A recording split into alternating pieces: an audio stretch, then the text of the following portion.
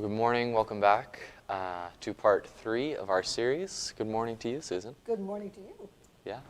Our topic in this segment is greed and its contrary, a virtue, generosity, or charity. So I'm looking forward to jumping in. Well, here we go. When it talks about greed, the movies, to me, are an excellent way to think about and illustrating greed. And I haven't seen this movie, but I understand there was one way back called Wall Street, and it starred somebody called Gordon Gekko. And his famous line goes something like this: "Greed is good." Now, I don't know what happened to Gekko because I didn't see the movie, but I know what happens to other proponents of greed. I'm thinking about Bernie Madoff and other kings of the Ponzi scheme. And they are, I believe, in the slammer. Am I right? Not so good for them. Not so good for them. We can see greed when we look at people like Gordon Gekko and Bernie Madoff, and we agree that ripping people off for our own ends is indeed morally wrong. Spectacular examples of greed are very easy, I think, to spot, but they are not the only examples of greed. And many of them are much harder to figure out. Sometimes greed even pretends that it is a virtue. It's all about, think about the robber barons, and they were like, it's all about progress. It's all about moving forward into the future. And we forget how much money they were storing up for themselves. But if you ever get the chance to go to Asheville, North Carolina, and you get a chance to see the Vanderbilt mansion there, you'll have an idea about what greed can produce. Have you been there? I've driven past it. I felt that it was too expensive to actually visit, ironically enough. But yeah, it's a huge palace, and it's got all sorts of amazing things inside it. Now, I haven't been for many. I'm not going to say how many years because that'll date me. But the one thing I do remember about it, other than the fact that it was over the top, is that the ice cream there was unbelievably wonderful. They had their own herd of cows. It was great. Wow. But back to greed. Yes. I am told that in general, in churches, stewardship programs are not looked on with favor. As a matter of fact, if I talked about money when I was a pastor, I'd be referred to as the money pastor, and people wouldn't like me. Face it, when you can tell how uncomfortable people are about stewardship in the main, because it's hard to get people to even serve on stewardship committees. At least that has been my experience. Money is just not a popular topic for conversation in a church or anywhere else. We're uncomfortable about talking about money. In fact, I think we'd rather admit to any number of other sins than tell the world how much money we're making, or what our credit card charges look like, or what or to whom we are making out our checks. And think about the last couple of times that you used your credit card, or if you don't have one of those, the rare person who doesn't have one of those. Think about the last series of checks that you wrote. What you purchase does tend to tell the world, or at least tell you, if you are willing to listen, where your heart is. And when money talk turns to greed, well, we might really begin to squirm. There are some ways of not thinking about greed. You might call them rationalizations, and I'm sure that you know about those kinds of things. You've heard those kinds of rationalizations in your life and in your career. Loving money is the problem. What do you think about that? Is there a difference between wanting money and loving money? Yeah, that's an interesting question. I think there certainly seems like there's for some things, wanting money just seems like a good idea, like securing the basics, but it does seem hard once the boulder starts rolling to know when, okay, that's enough. When wanting money to cover your needs is different from loving money just for the sake of having more and more and more. Yeah.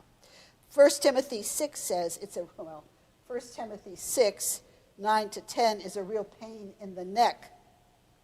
Those who want to be rich fall into temptation and are trapped by many senseless and harmful desires that plunge people into ruin and destruction. For the love of money is the root of all evil. We tend to ignore, I think, the first sentence in favor of the second and insist that since we don't actually love the money, we are exempt from charges of greed. We insist we're detached from our money and from wanting more. But really, is that true? Or are we just kidding ourselves? I mean, if we had to walk away from our own bank accounts, would we be able to do that? Would we be able to do that? Or could we even do that? Does the kind of rationalization explain away greed, that we don't really love it, we just sort of need it, and it's good to have it because not having it is not a good thing? What do you think? It's a tough one. It's a tough line, I think, that we can cross. Yeah. It seems like so much of our cultural logic is that more is better, and that applies to income. And I think the idea of like downward mobility or just sort of maintaining a certain level of income seems kind of bizarre in our current context. Right, it almost seems like failure. Yeah. People say sometimes, I just want to have enough money to be comfortable and provide for my children. I've certainly heard that myself. So can you think of anything that's harmful about that one? It sounds pretty rational on the face of it. I just want to be comfortable. I want to be able to buy a shirt if I see one I like. I want to be able to make sure my kids go to a good college. I want to be able to provide for myself in my old age. Does that seem unfair somehow? No, I don't.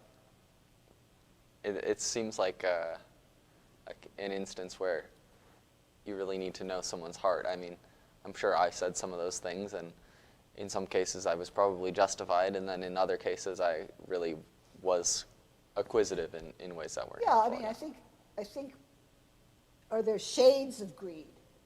I mean, rapacious greed, that we can say that American robber barons of the 19th and early 20th century indulged in?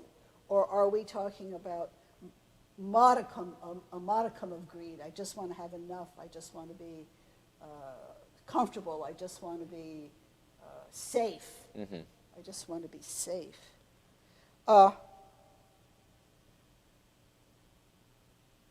just want to have a house. I want to be able to afford a house that has a bedroom for each of my kids, because I had to sleep with my sister, and I had a share room, and I don't want my kids to have to do that. Or then it becomes, I just need a bedroom for each of my kids, and then they need to have a computer, each of them, and they need to have Wi-Fi in their room, and they need this and they need that. Where does need end and greed begin? That's a toughie, I think. That's really very difficult. I just wanted to point out, I like that first part of the 1 Timothy quote about people who desire wealth falling into all kinds of trouble, because I think we sometimes think of greed as like this sin sort of without consequences, like, oh well, like I guess we have a lot of money, that doesn't seem like a bad thing, but the sense that we can sort of get ourselves into really bad situations by wanting more money and wanting a computer in every kid's room. Well, is that really good for the kids? Yeah. Just the way that. It depends. I think it would depend on how you approached it. Yeah. There's no sin in every kid having an iPad. The sin is when everybody goes and says, ha, ha, ha, we have an iPad and you don't. That kind of thing. The third thing is that I have heard is God has enabled me to accumulate money. God has enabled me to accumulate money. And this is an old story, and I think a popular one. It puts God firmly on your side, no matter your business tactics. So, God has to reward you. So why is anyone questioning about how you managed to accrue all that money? God has to be impressed with you. Otherwise, you wouldn't have anything. Think about that first Rockefeller who really believed that paying coolie wages to his employees was okay because he gave other money to charity. His life choices brought him wealth. Attributing it to God gave him a sense of security. But perhaps there was an underlying motivation there. Perhaps. Money, however, does not fall out of the sky, as I have unfortunately discovered as I have gotten older. It doesn't grow on trees, and it doesn't come out of the magic money machine the way I would like it to do so. It just doesn't happen. So maybe we need to ask ourselves, what exactly is greed? Is it a kind of an itch, sort of a craving, an extension of the arm to snatch something out of another person's reach? Could that be greed? Yeah, that certainly seems like, I mean, going back to some of our other talks about using people instead of valuing them for who they are, that way of instrumentalizing people because of how money has come between you two does seem like an indication that something's gone wrong. Yeah. Greed, I think, becomes a form of power. I have it, I can get it. You don't have it, you can't get it. I'm therefore better than you, more powerful than you, more God-blessed than you. Therefore, I'm more privileged than you. Greed and power, I think, go somehow together. Now, I've never met a miser in real life. I've never met somebody who hoarded their money under their mattress. However, I have read about one, and that was that fellow Phineas Scrooge, right? Maybe the most famous. Yes, he is the most famous. He has money. He has got lots of money, and he wants more money. And if that means Bob Cratchit has to sit on a stool and shiver in 30 degrees rather than have more coal put on the fire, well, forget it. It's just too bad for Bob. Consider the story in Luke 12 about the rich man who has so very much, who hoards so very much. He decides to tear down his storage barns and build even bigger ones. And then he dies. So what good does the stuff do him? Perhaps his heirs will enjoy it. At least, of course, the part that doesn't go for taxes. But it does him no good to have accumulated all these things, all this stuff.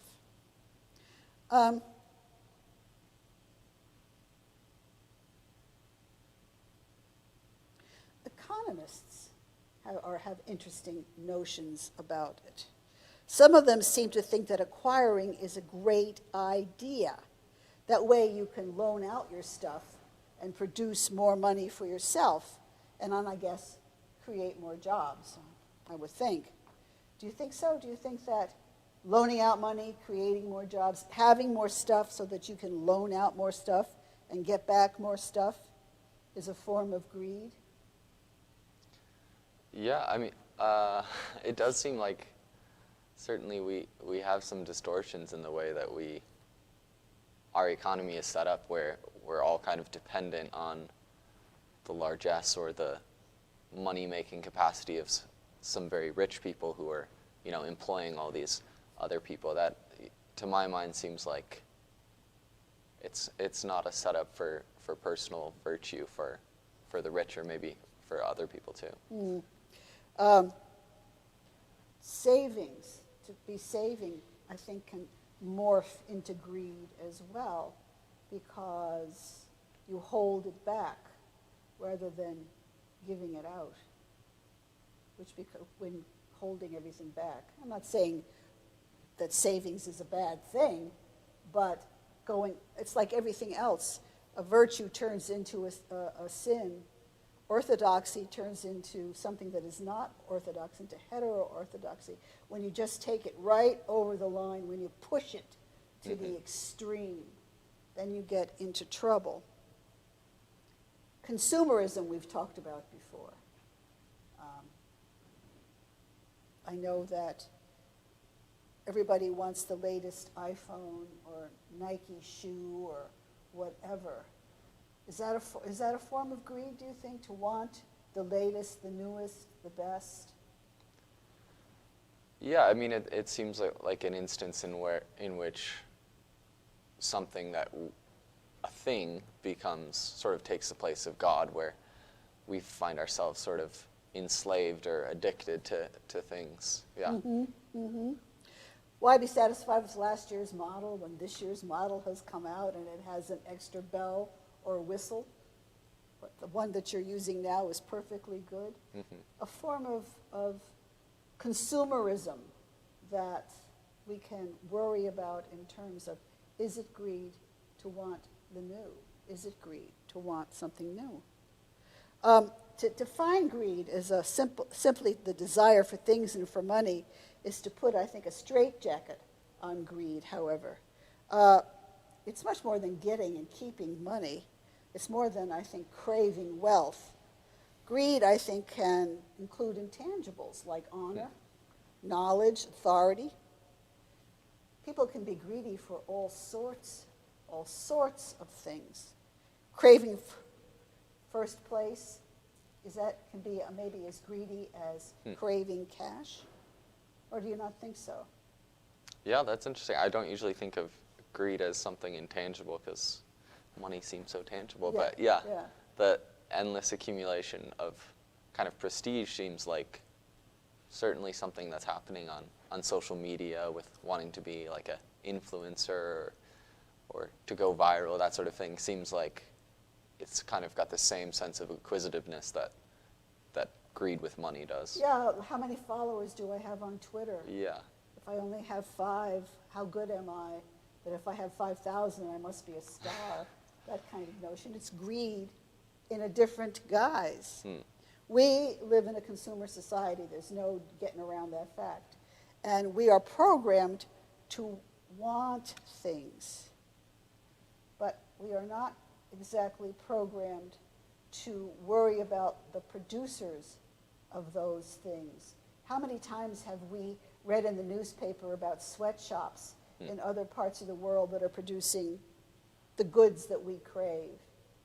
Somehow that's so foreign to us, so alien, so far away, that we don't think about our consumerism as having an impact, I think, on other people in other parts of the world.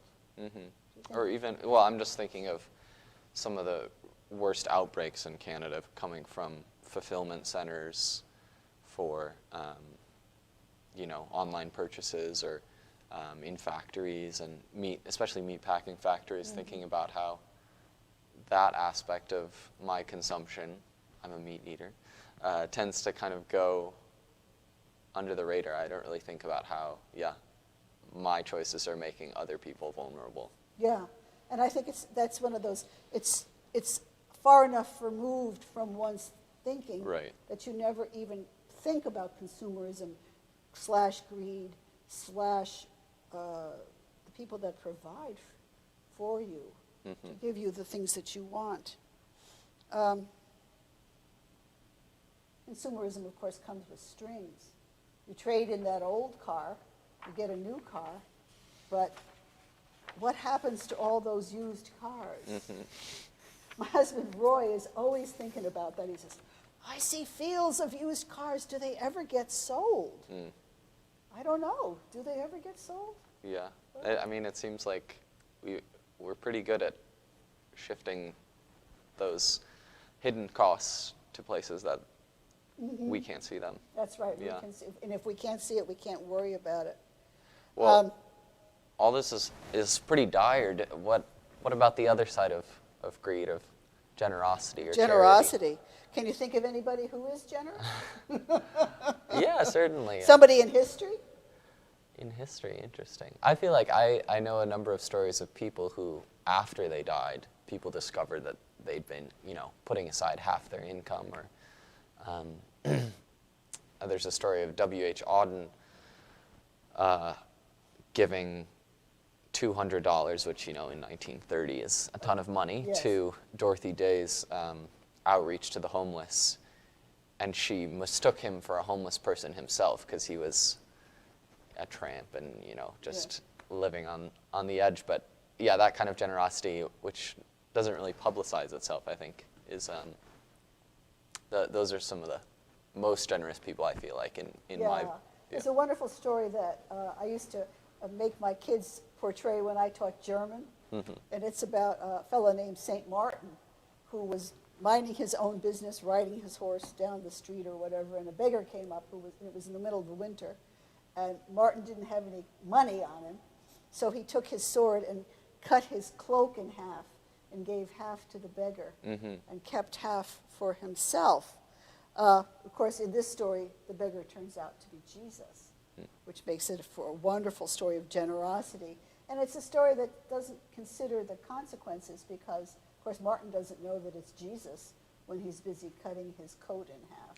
Right, and that seems like sort of part of the moral of this story, right? If we know that we're giving to God or we're giving to Jesus and we're going to get rewarded, then it's sort of like a trade. But if it's unbeknownst to us, I feel like there's a certain,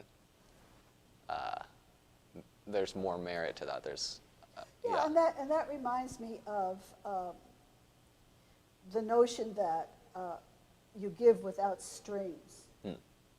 If the beggar turned around and used that half of a coat to, I don't know, make a bed for his dog, would we be able to say, no, you can't do that, I gave that to you and I tell you what to do with my gift? Mm-hmm. Or once you have given the gift, does it leave your hands in generosity? You just give it away and don't worry about where the money goes. Yeah, it seems like gifts, too, can kind of get deformed into a way of possessing power and I don't know, even a way of being greedy in giving gifts, which maybe is too negative a way of framing it, but...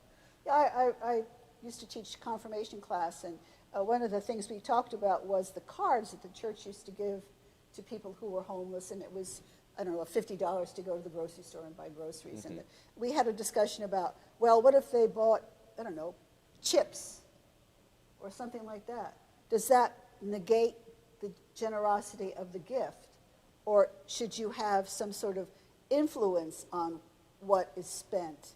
Or does generosity mean that you just give and don't worry about monitoring what happens after the fact? Yeah, that just reminds me of, in Luke's gospel, talking about consider the birds of the air. They neither sow nor reap, and your Father provides for them. And just the sense that the way God gives is kind of without strings. We get this whole world in our own selves, and there's not a sense of curmudgeonly miserliness about the way God gives, and I think that seems like a better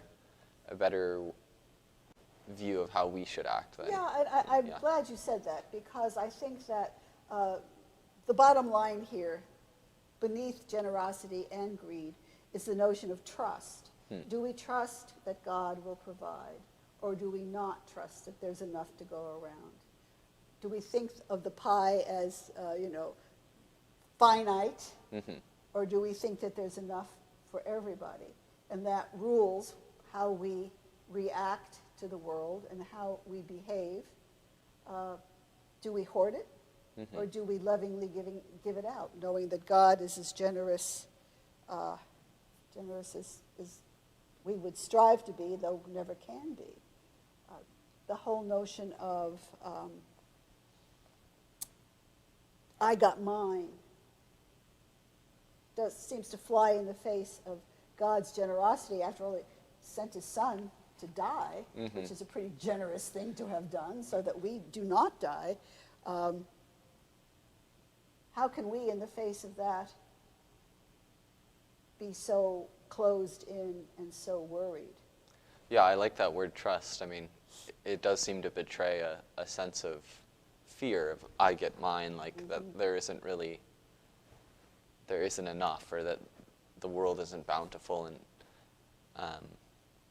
I think Jesus' example, is a good way of showing that the costs should be borne by us and not, just worry about our little plot of land. Jesus is an example of unconditional love. The Father in this world is an example of unconditional love in creation.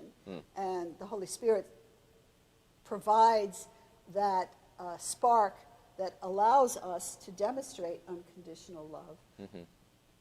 And that unconditional love has got to fly in the face of self-fullness, self-gratification. It's it's all about me thing that is going on in people's lives. You gave us a whole Trinitarian Hey, what can I ontology say? there. What can I say? I have to bow to each of the three persons of the Holy Trinity. I think Yeah. God is open and generous. So our response should be openness and generosity. Seems like a good note to close on. Yes, indeed. Thanks, Thank Susan. you. Yeah. Thank you, Micah. Join us next week.